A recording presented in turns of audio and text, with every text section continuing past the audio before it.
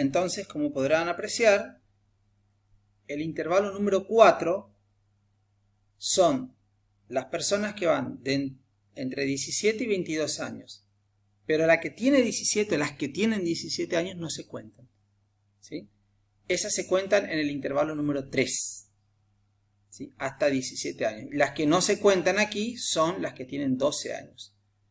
Entonces acá tenemos que la frecuencia absoluta del primer intervalo es 10.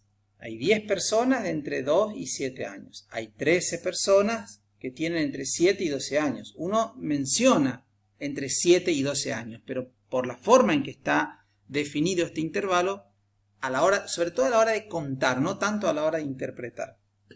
Pero sí a la hora, si ustedes tuvieran que hacer a mano y tuvieran que colocar estas frecuencias a mano, bueno, tienen que saber qué es lo que se cuenta y qué no. ¿Sí? Estas son las frecuencias absolutas, estas son las frecuencias relativas y las acumuladas. Y acá aparece una nueva columna que dice MC. ¿Qué significa MC? Significa marca de clase, que es el punto medio de cada intervalo. Si ustedes hacen 2 más 7, eso da 9, dividido 2 les da 4,5. Ese 4,5 es el punto medio del primer intervalo. El punto medio del segundo intervalo es 9,5 y así para los demás. Es muy útil esta marca de clase para calcular en la próxima unidad la media aritmética. Por eso tenemos que saber cómo se obtiene. Bien, entonces, como resumen podemos decir que una tabla de distribución de frecuencia se va a llamar simple y la voy a utilizar para variable discreta. Y cuando tengo variable continua o una variable discreta de gran recorrido, voy a utilizar una tabla con intervalos. Una variable de gran recorrido significa aquella que tiene muchos valores de la variable, ¿sí? Que arranca en 3 y termina en 40. Por ejemplo, el caso de número de alumnos por salón. Si vamos a un salón del profesorado en física, vamos a encontrar 10 alumnos. Si vamos a una psicopedagogía vamos a encontrar 200. Entonces la variable es discreta, pero tiene un gran recorrido. Entonces ahí también utilizamos una tabla con intervalos. Y acá tenemos la representación gráfica. Yo voy a volver un ratito a esta tabla y quiero que recuerden estos números. El primer intervalo tiene una frecuencia 10, el segundo tiene frecuencia 13, el tercero tiene frecuencia 10 y así para cada una de esos intervalos. Esta tabla yo la voy a representar gráficamente con este histograma. Noten que el primer intervalo que va de 2 a 7 tiene una frecuencia de 10. Esa frecuencia de 10 es la altura de esta barra, de este rectángulo. El segundo intervalo tiene una frecuencia de 13. Acá está el 13, entre el 12 y el 14. El tercer intervalo también tiene una frecuencia de 10 y así para cada uno de los intervalos. Bueno, este gráfico que se utiliza para una tabla con intervalos, es decir, una variable continua, se llama histograma de frecuencias absolutas. Y esa línea negra que ven allí se llama polígono de frecuencias. ¿Cómo se obtiene el polígono de frecuencias? Bueno, en cada intervalo debo marcar el punto medio. O sea, la marca de clase, ¿no? Acá sería 4,5. Bueno, marco este punto, marco este otro. Marco todos los puntos medios. Y después del último intervalo, tengo que considerar este intervalo que tiene frecuencia 0, porque no existe. Y también marco su punto medio. Lo mismo hago hacia la izquierda. Antes del primer intervalo, construyo un intervalo ficticio y le marco su punto medio. Una vez marcado todos esos puntos, los voy a unir y eso se llama polígono de frecuencia. Este es un histograma, pero a diferencia del anterior, es un histograma de frecuencias acumuladas. Como podrán ver, el primer intervalo tiene la frecuencia 10. El segundo tiene frecuencia, bueno, entre 20 y 25. Vamos a ver la tabla para ver exactamente cuánto es. Acá tengo 10, 23, 33. Bueno, eso es lo que tengo acá. 10, 23, 33. ¿Sí? Estos son intervalos y la altura de cada rectángulo es la frecuencia acumulada. Y esta línea que se observa aquí se llama ojiva y se obtiene uniendo el límite inferior del primer intervalo con el límite inferior del segundo intervalo con el límite inferior del tercero hasta el límite superior del último intervalo. Esta curva que se llama ojiva va a ser muy útil también para calcular algunas medidas de posición que vamos a estudiar en la próxima unidad. ¿Sí? Histograma de frecuencia acumulada y ojiva. Bueno, acá tienen como una especie de resumen, pero en realidad es como un pequeño juego para ver si ustedes se acuerdan de todo esto que hablamos. ¿Qué tipo de variable es cantidad de materias aprobadas?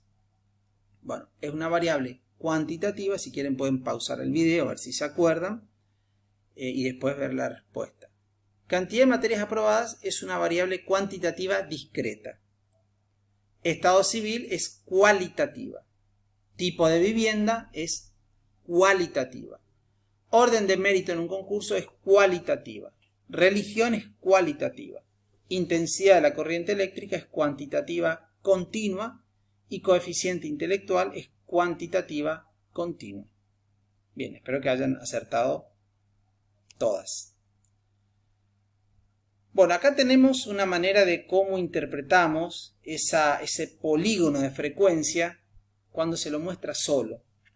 Una distribución de frecuencias que tiene una gran altura, es decir, que tiene una gran frecuencia sobre los valores más bajos de la variable. En este caso representa que el examen parcial fue muy difícil. O sea que hubo muchos estudiantes que han obtenido estas calificaciones. De 1, 2,80, 4,60. Y hubo pocos estudiantes, acá tengo esta altura, sería como un rectángulo bajito, son los que obtuvieron las notas más altas. Por el contrario, en el otro gráfico se ve que las notas más altas son las que tienen más frecuencia. Es decir, hubo muchos alumnos que se sacaron notas altas. Y por el contrario, fueron pocos los que se sacaron notas bajas. Esta es una distribución que se llama asimétrica positiva y esta se llama asimétrica negativa. También cuando hagamos los cálculos de las medidas de resumen vamos a utilizar la asimetría como una medida de forma. Y ahora vamos a la presentación de datos. La presentación de datos tienen que saber que es la parte comunicacional de la estadística. Yo puedo tener un muy buen resultado, un muy buen análisis, pero no lo puedo comunicar a la gente que no entiende mucho del tema. Yo tengo que ser capaz de vincular la estadística con todas las disciplinas. En este caso, fíjense, ustedes son estudiantes de psicopedagogía. Creo que cuando ven estadística, no sé, me imagino que dicen, bueno, ¿dónde me metí? Yo justamente me metí acá para no estudiar matemática, para no ver números, y de entrada en primer año me toca estadística. Bueno, yo tengo que convencer y tengo que mostrar datos y resultados, sobre todo resultados, a un público que no necesariamente maneja el lenguaje estadístico. Entonces, presentar un resultado no es hacer un gráfico y listo, sino que se tienen que reunir ciertas condiciones. Por eso yo armé toda esta parte de la unidad para hablar de los requisitos o digamos las condiciones que deben reunir una buena presentación. Entonces vamos a una clasificación. La presentación de datos puede ser en forma gráfica o tabular. ¿Sí? Tabular significa tablas. Y dentro de la representación gráfica vamos a tener los gráficos de barras, los gráficos de sectores y los gráficos de líneas. Y a su vez cada una tiene una subclasificación. Esto no es exhaustivo, es decir, hay un montón de otros gráficos que se pueden utilizar y algunos ni siquiera tienen un nombre específico, ¿sí? Porque hay tanta variedad de presentaciones que uno utiliza la que quiera siempre que comunique lo que realmente quiere comunicar, que tenga el impacto que tiene que lograr. Hoy en día con las redes sociales uno mira un gráfico y por supuesto lo va a mirar y lo va a analizar, pero si yo le muestro un texto y bueno, lo más probable es que lo pase por alto. Entonces por eso hay que apuntar mucho a la presentación. Entonces vamos a ver la presentación tabular. Esta es una tabla. Es una tabla, no hay ningún gráfico, pero a esta tabla le está faltando algo muy importante, que es el título. El título es lo más importante de la tabla, es el rótulo, es como que cuando yo me presento a alguien y digo mi nombre, lo primero que tengo que saber es el nombre de la persona. Bueno, en